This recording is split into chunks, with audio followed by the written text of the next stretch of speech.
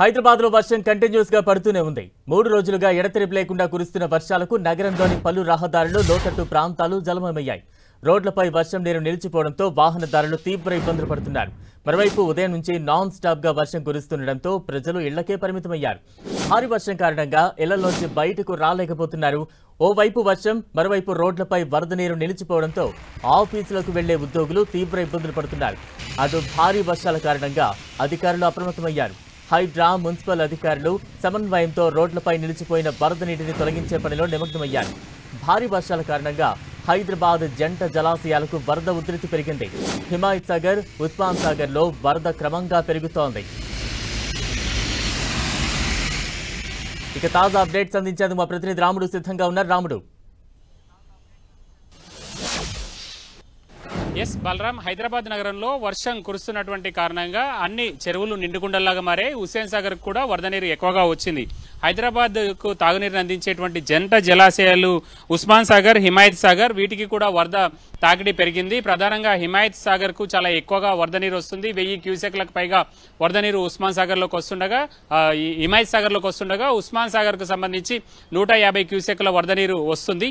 దాంతో అక్కడ కూడా జలమండలి అధికారులు పరిస్థితిని సమీక్షిస్తున్నారు. అక్కడ ఇంకా చాలా నీరు వచ్చేటువంటి అవకాశం ఉంది కాబట్టి, నీరు నిల్వ చేసుకునేటువంటి అవకాశం ఉంది కాబట్టి అక్కడ ఉండేటువంటి క్రస్ట్ గేట్లు కానీ మిగతా నీరు వచ్చేటువంటి ప్రాంతాల్లో ఎలాంటి అడ్డంకులు లేకుండా అవసరమైనటువంటి చర్యలను హైదరాబాద్ జలమండలి తీసుకుంటుండగా, ఇక జీహెచ్ఎంసీ పరిధిలో ఉన్నటువంటి చెరువుల విషయంలో జీహెచ్ఎంసీ ఇంజనీరింగ్ విభాగం అధికారులు ఎక్కడైనా ఏదైనా ఇబ్బంది వచ్చి చెరువులకు ఇబ్బందికర పరిస్థితులు వస్తే వాటి నుంచి వెంటనే అవసరమైనటువంటి చర్యలు తీసుకునే విధంగా వాళ్ళు ప్రత్యేక కార్యాచరణ రూపొందించుకొని ముందుకెళ్తున్నటువంటి పరిస్థితి ఉంది. ప్రధానంగా గ్రేటర్ హైదరాబాద్ పరిధిలో ఉదయం నుంచి జల్లులు పడుతున్నాయి. కొన్ని ప్రాంతాల్లో కొంత హెవీగా కురవగా వర్షం, మరికొన్ని ప్రాంతాల్లో మాత్రం నార్మల్ వర్షపాతం నమోదవుతున్నటువంటి పరిస్థితి ఉంది. కొన్ని ప్రాంతాల్లో తెరుపు ఇస్తూ వర్షం వస్తూ ఉంది. ఉదయం టైంలో కొంత సిటిజన్స్ బాగా ఇబ్బంది పడ్డారు. ఉదయం 7-8 గంటల నుంచి 9-10 గంటల వరకు వర్షం వరుసగా కురవడం కారణంగా అనేక ప్రాంతాల్లో పబ్లిక్ ఆఫీసులకు వెళ్ళేటువంటి వాళ్ళు, అదేవిధంగా స్కూళ్ళకి వెళ్ళేటువంటి విద్యార్థులు వీళ్ళందరూ కూడా ఇబ్బందులు పడేటువంటి పరిస్థితి ఉంది. కానీ ఆ తర్వాత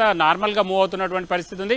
ప్రధానంగా ఇలాంటి వర్షాలు వచ్చినప్పుడు ఇటు డిఆర్ఎఫ్కు సంబంధించినటువంటి మాన్సూన్ ఎమర్జెన్సీ టీములు కానీ, జీహెచ్ఎంసీకి సంబంధించినటువంటి శానిటేషన్ విభాగం అధికారులు కానీ ఎక్కడ కూడా రోడ్లపైన చెత్త ఉండకుండా, అదేవిధంగా ఆ చెత్త ద్వారా వరద నీరు స్టాగ్నేట్ కాకుండా అవసరమైనటువంటి చర్యలను జీహెచ్ఎంసీ తీసుకుంటుంది. ఇక ప్రధానంగా రాష్ట్రంలో అనేక ప్రాంతాల్లో జల్లులు పడుతున్నాయి.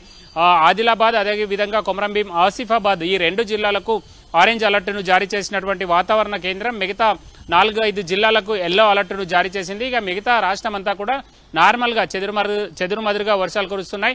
కొన్ని ప్రాంతాల్లో మాత్రం ఈదురుగాలు ఎక్కువగా వీస్తున్నాయి. 30-40 కిలోమీటర్ల వేగంతో ఈదురుగాలతో ఉరుములు మెరుపులతో కూడినటువంటి వర్షం కొన్ని జిల్లాల్లో పడుతుండగా, మిగతా ప్రాంతాల్లో మాత్రం నార్మల్ రెయిన్ ఉంది. ప్రధానంగా మనం చూస్తే ఉదయం నుంచి ఇప్పటి వరకు కొన్ని ప్రాంతాల్లో 4-5 సెంటీమీటర్ల వర్షపాతం నమోదు కాగా, కొన్ని ప్రాంతాల్లో 6 సెంటీమీటర్ల వరకు కూడా వర్షపాతం నమోదైంది. ప్రధానంగా కామారెడ్డిలో ఈ రోజు ఉదయం 8 గంటల నుంచి ఇప్పటి వరకు దాదాపు 6 సెంటీమీటర్ల వర్షపాతం నమోదైనటువంటి పరిస్థితి ఉంది. ఇక కామారెడ్డితో పాటు ఎక్కువగా వర్షపాతం రాజన్న సిరిసిల్ల జిల్లా, అదేవిధంగా సిద్దిపేట ఈ ప్రాంతాల్లో కొంత ఎక్కువగా వర్షపాతం నమోదైనటువంటి పరిస్థితి ఉంది. నిజామాబాద్ ఈ జిల్లాల పరిధిలో కొంత ఎక్కువగా వర్షపాతం నమోదైంది. ఇక దీంతో పాటు హైదరాబాద్కు సంబంధించి హైదరాబాద్ జిల్లా పరిధిలో కూడా వివిధ ప్రాంతాల్లో వర్షం కొంత ఎక్కువగానే కురిసింది. అయితే ఇది నార్మల్గా అంటే చాలా ఎక్కువ సమయంలో తక్కువ వర్షపాతం నమోదైందని చెప్పుకోవచ్చు. హైదరాబాద్ నగరంలో ఎక్కువగా జూబ్లీ హిల్స్ సర్కిల్ పరిధిలో షేక్పేటలో దాదాపు 2 సెంటీమీటర్ల వర్షపాతం నమోదు కాగా,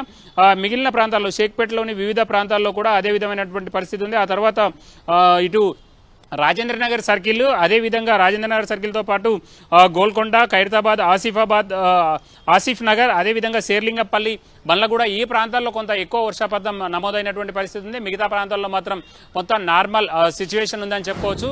అయితే రోడ్లపైన ఎలాంటి నీరు నిల్వకుండా అవసరమైనటువంటి చర్యలను మాత్రం జీహెచ్ఎంసీ, అదేవిధంగా హైడ్రాకు సంబంధించినటువంటి మాన్సూన్ ఎమర్జెన్సీ బృందాలు తీసుకుంటున్నటువంటి పరిస్థితిని గ్రేటర్ పరిధిలో మనం చూడొచ్చు. బలరాం, అంటే రాముడు, వాతావరణ శాఖ ఎటువంటి హెచ్చరికలు జారీ చేస్తోంది? ఇంకా ఎన్ని రోజులు ఎటువంటి వర్ష సూచన కనిపిస్తోంది? మరోవైపు ఎటువంటి సిచ్యువేషన్ అయినా ఎదుర్కొనేందుకు అధికార యంత్రాంగం ఎంత అప్రమత్తంగా ఉంది? దానికి సంబంధించి టీమ్స్ ఏ రకంగా సిద్ధంగా ఉన్నాయి?